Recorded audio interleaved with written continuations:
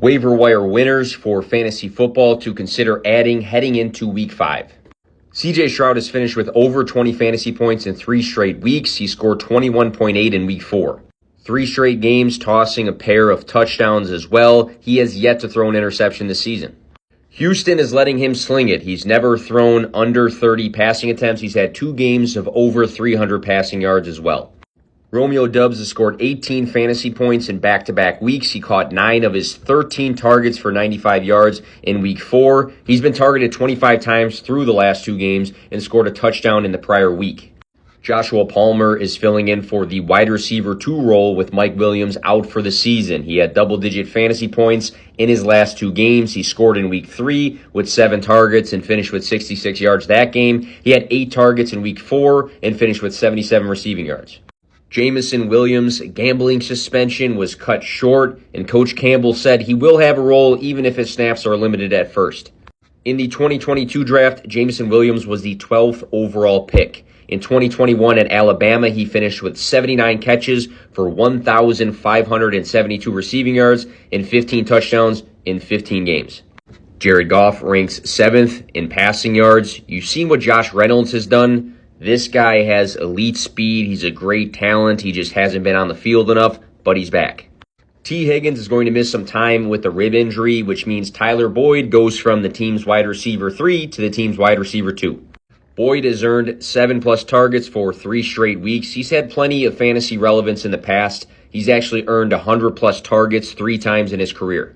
2023 third-round selection Michael Wilson had himself a day in week 4. He caught all 7 targets for 76 yards and 2 touchdowns. Rondale Moore finished without a catch in this one. Could mean that Michael Wilson is now the team's wide receiver 2. Jake Ferguson caught all 7 targets for a season-high 77 yards and 14.7 fantasy points in week 4. Ferguson has actually been targeted exactly 7 times in 3 out of 4 games played this season. Gus Edwards had 17 touches in week 4. That was a season high for him. In 3 out of 4 games this season, he's been under 7 fantasy points, but this is a great offense to have a role in when it comes to Baltimore. Melvin Gordon and Justin Hill both had under 5 touches in week 4, making Gus Edwards the clear guy right now. Javonte Williams exited the game early in week 4 with a hip injury, so if he is set to miss time, I think Jaleel McLaughlin is going to be an interesting add. He rushed 7 times in week 4 for 72 yards. He also caught 3 passes for 32 yards and a touchdown. This guy actually had a super stellar college career. 8,166 rushing yards, 79 rushing touchdowns, an NCAA all-time record. Again, this is an ad if Javonte Williams is expected to miss time. I'm sure a clear timeline will drop like right after this video comes out. He played 33% of the snaps. Keep an eye on Samaje Perine as well. He played 46% of the snaps. He had 7 touches himself.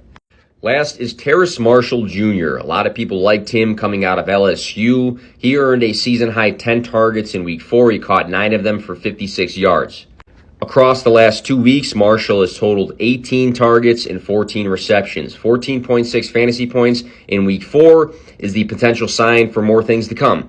This one has a little bit of an asterisk, though, because rookie Jonathan Mingo was inactive. He had a concussion. I think DJ Chark can also grow in his role, but Marshall right now is being targeted. Be sure you are following the Fantrax socials for consistent fantasy football content with the intent to help you guys win.